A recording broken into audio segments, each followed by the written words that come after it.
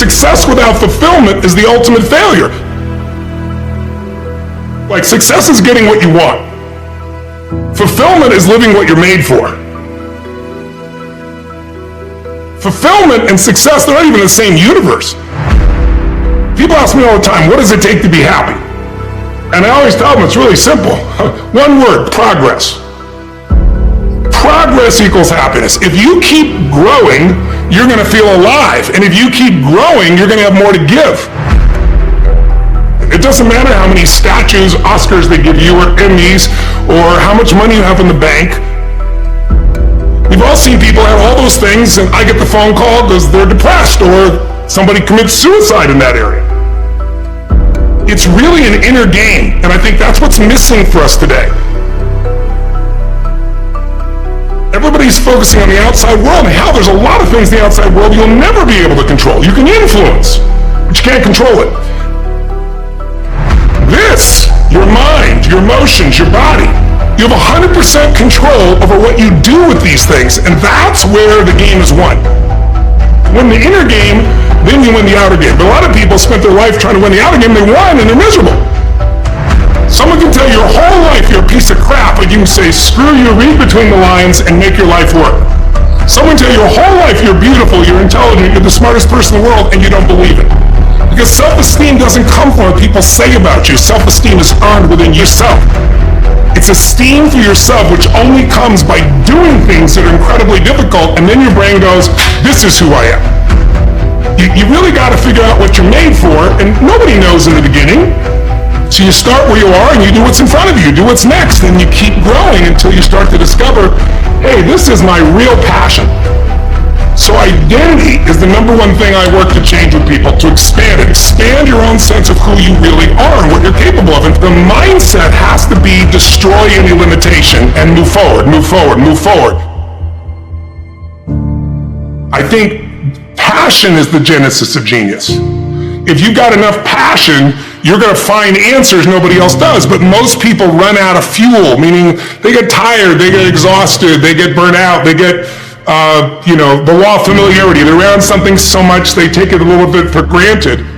And I've managed to see something in myself that I found in every great leader that I've ever respected, and that is I value intelligence immensely, but I know really smart people can't fight their way out of a paper bag pragmatically, right?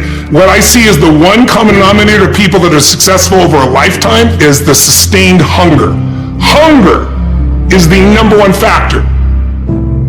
You need to be good at pattern recognition, and that's what gets somebody strong at anything. I mean, you look at, why is Amazon doing so well? He realized one pattern was valued over anything else, convenience, right? If you look at Tom Brady, a friend of mine, he's got pattern recognition like nobody else at 43 years old. He's able to do things no one dreamed could be done. He's got more Super Bowl rings than any team.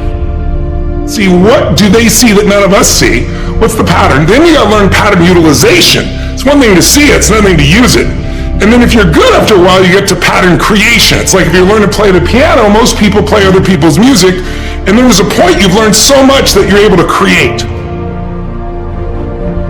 It really comes down to anyone can learn anything if it's important enough to you. So it's like my drive is not just for me. That wouldn't be enough because it's easy to meet your own needs. It's not that difficult.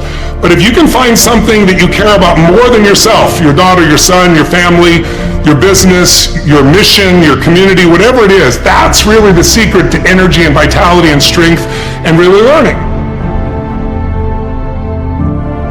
One of the things I want to do with people during this challenge is take things that seem so complex and make them so simple so you do it. Get it really simple, things you can do right now to change your life. You can go to experience it that day, and then you get momentum. Day 1, day 2, day 3, day 4, and all of a sudden now what used to be hard to do is easy to do. And I think for anyone, you got to understand anyone can learn anything if you can just break it down to its simple core. That's what I try to do most. And I'm just not willing to settle for a life without passion and aliveness. That's just like there's so much to learn, there's so much to grow, there's so much to give, and I'm wired to grow and give. And I think anybody gets wired to grow and give is going to have a really fulfilling life. It doesn't matter what you choose to do, you're going to be alive. A year ago, people thought we were coming out of, we got vaccines now, and we're coming out of COVID, and it's going to be all over now. People are excited. But now, after going through 2 years of this, there's a lot of people now that no longer have a compelling future. Like, people talking about New Year's resolutions. Most people don't even have one. Because it's like, they never followed through anyway, right? But at least they had something to look forward to. They're starting to get into learned helplessness. Learned helplessness is when something is so bad over and over again, you start thinking the problem's permanent. No problem is permanent. Or you start thinking the problem's pervasive because I haven't handled my finances, my whole world's over. Or because my relationship's bad, my whole world's over. Your life is bigger than that. My goal right now is to shake that up for people. People need a new perspective, and you can't do it by just sitting and thinking. You gotta move your body. You gotta change your energy and your focus. But if I get you into a higher state of being, mentally, emotionally, physically, then all of a sudden you start remembering who you are and you start coming up with answers that you never even thought were possible before. The idea of remembering who you are is something incredibly powerful.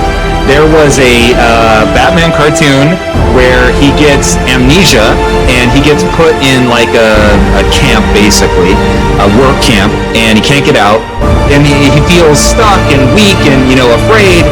And then something happens, I don't remember what, triggers his memory. And he remembers that he's Batman. Just in remembering that he's Batman, he then takes the actions to fight his way out. And look, I know it's a cartoon, but that has always resonated with me. And whenever I'm feeling anxious about something, I always tell myself, remember who you are. But you're really talking about the most important concept in lasting change, identity. We all define ourselves in certain ways. So you start where you are and you do what's in front of you, you do what's next, and you keep growing until you start to discover, hey, this is my real passion. And it can change. People go for 5, 6, 7 years and then they usually question their business, their career, their body, their relationships. And then one of two things happens. They change direction and feel renewed, or they go, no, I got a great deal here, what the hell's wrong with me? And they recommit and they get stronger. But that's life. And if you don't grow, I don't give a damn how much you got going for you, you're going to be miserable.